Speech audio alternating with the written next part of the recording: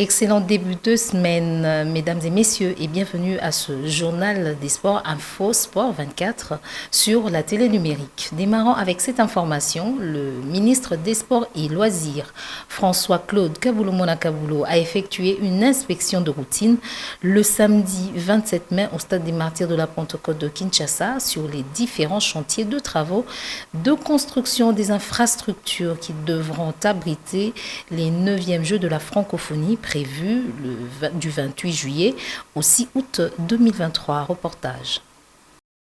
Les 9e Jeux de la francophonie approchent à pas des géants. La RDC tient à honorer ses engagements et le ministre des Sports et Loisirs en a le cœur net. Aussitôt descendu de l'avion qu'il a ramené de l'Éthiopie, François-Claude Kaboulo-Mona Kaboulo est allé directement au stade des Martyrs de la Pentecôte pour s'enquérir de l'évolution des travaux de construction des infrastructures et surtout demander aux entreprises en contrat avec l'État congolais de retrousser les manches. Le compte à rebours a commencé. S'il vous plaît, nous sommes pratiquement le 1er juin. On court derrière la montre. On n'a plus de temps à perdre. Il faut absolument que toutes les sociétés qui ont souscrit avec la RDC puissent redoubler l'effort. Et le président Félix Tshisekedi a insisté sur le fait que la société qui estime qu'on doit redoubler l'équipe, on va le faire. S'il faut tripler ou quadrupler, on va le faire. Parce qu'il nous reste exactement 2 mois. Par ailleurs, le ministre François-Claude Kaboulo-Mona Kaboulo a insisté sur la nécessité d'assainir les sites où vont se dérouler les 9e Jeux de la francophonie afin de vendre une image positive du pays. Il faut soigner l'environnement. Tous ces visiteurs-là qui vont venir, ils sont nombreux. On doit commencer petit à petit à nettoyer les stades. La propriété va revenir pour que les jours J, tout soit prêt. La ronde des chantiers effectuée par le ministre des Sports a commencé avec les 2 gymnases où l'on s'apprête à poser les sièges pour aboutir au collecteur d'eau construit par l'entreprise New Sotem en passant par le terrain annexe et le stadium de basket déjà réhabilité. Organisation des 14e Jeux africains, la RDC se porte candidate. Le vœu de la République démocratique du Congo d'organiser la 14e édition des Jeux africains a été émis par le ministre Kaboulo-Mona Kaboulo vendredi dernier lors des assises des ministres des Sports, membres de l'Union africaine à Addis Abeba. En vrai chevronné en matière sportive, le patron des sports en République démocratique du Congo l'a fait savoir au cours de sa brillante intervention. Une motivation issue de la réhabilitation, mais surtout de la construction des nouvelles infrastructures en vue des Jeux de la francophonie. Suivez. Et moi, ici, en ma qualité de ministre des Sports de la République démocratique du Congo, je peux annoncer l'intérêt pour notre pays parce qu'on est dans une phase de construction des infrastructures, on est dans une phase de réhabilitation des infrastructures à partir du 9e Jeux de la francophonie qui vont se dérouler chez nous, vous le savez, du 28 juillet au 9 août.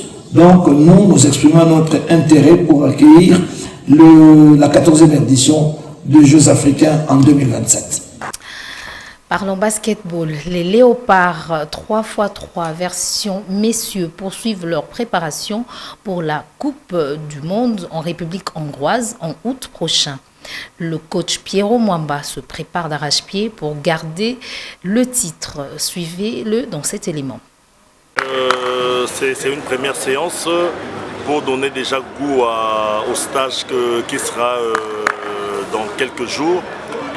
Bien sûr que nous attendons les formalités avec l'aide du gouvernement pour réaliser ce stage. Et déjà sur place, on a commencé avec un avant-goût pour mettre déjà quelques joueurs dans le bain, en attendant les joueurs qui viendront des autres pays. Et vous faites allusion à quelle compétition? C'est la compétition Afrocan qui sera réalisée en Angola à partir du 7 juillet jusqu'au 16 juillet.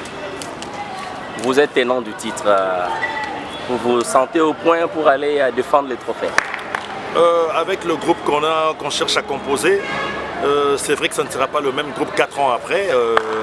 On aura quelques cadres déjà comme noyau de l'équipe et puis on va rajouter d'autres joueurs qui ont du talent et qui promettent et qui méritent l'équipe nationale. Et ça sera dans le but de défendre le titre. Quelque chose qui ne sera pas facile, surtout que c'est tout le monde maintenant qui a les yeux fixés sur nous. Mais on va se battre et on va travailler sérieusement pour revenir avec la coupe. D'autre part, les léopards dames qualifiés pour l'Afro-Basket Women Rwanda 2023 ont débuté aussi leur préparation le samedi au terrain Alliance de Lemba. Le coach Raven Mwimba se dit avoir une équipe solide pour faire face aux différentes compétitions prochaines. Suivez-le dans cet extrait. Le travail, ça se passe bien. On est en train de se préparer pour le National League qui sera ici du 3 au 9. Et on a commencé timidement avec 3 séances la semaine. Et on est en train d'aider les filles à acquérir encore plus le fondamentaux individuel, arranger les situations de tir et aider aussi les filles à se comporter sur le terrain, connaître bien les sports et à bien attaquer la main. Comment jugez-vous la qualité du groupe? Oui, la qualité, on a de bonnes filles, mais c'est question de travailler, le mettre dans des normes internationales. Oui, ça se passe bien, on a débuté, ça fait déjà un mois, donc ça se passe bien, on travaille très bien, il est que dans le bon. Mais en fait, avec lui, il n'aime pas trop de fainéantes, et il veut à ce que nous soyons toujours au top, que nous donne le meilleur de nous, être fort avec des précisions et en fait, maîtriser vraiment très bien ses philosophies. Prenons cette brève en lutte. La direction technique nationale de la FECOLUTA, Fédération congolaise de lutte et associés, porte à la connaissance de tous les présélectionnés pour la deuxième phase des préparations des Jeux de la francophonie que la liste ainsi que le programme des entraînements sortiront ce mardi 30 mai 2023 à 20h. Directeur technique national, Bassa Pissimba Bernardin. Parlons tennis dans ce journal des sports, tournoi d'exposition et tournoi d'amitié international pour le tennis à Kinshasa et pour l'espace Grand Kasaï. Madame Mami Yogou, venue spécialement de Paris et membre du comité organisateur de l'Open Tennis de Kananga, a échangé avec Madame Bibiche Kabenye Lemboui, chargée des relations publiques de la présidence de la République démocratique du Congo, sur l'accompagnement des relations publiques du chef de l'État, Félix-Antoine Tshisekedi, à l'organisation de 2 événements sportifs, à savoir l'organisation d'un tournoi de tennis sur terre battue en guise d'activité périphérique en marge des Jeux de la francophonie qui se tiendront à Kinshasa au mois de juillet. Puis du 2e événement qui est la réussite d'un tournoi d'amitié via lequel seront conviés quelques pays du continent africain. Notons que ce tournoi se tiendra dans l'espace Grand Kasaï au mois d'août 2023. Parlons volleyball pour finir. Résultat des rencontres du dimanche 28 mai dernier du championnat de l'entente urbaine de volleyball de Kinshasa, Evokin. Green Team a battu Madaka 3-7-0, soit 25-13, 25-15, puis 25-19. Espoir a eu raison de Police par 3-7-1, soit 20-25, 25-20, 25-20, puis 25-16.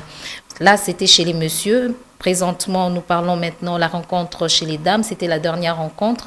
VC Laloy face à VC Lagrasse. VC Laloy a battu VC Lagrasse par 25-15, 25-21, puis 25-18 ou 3-7-0.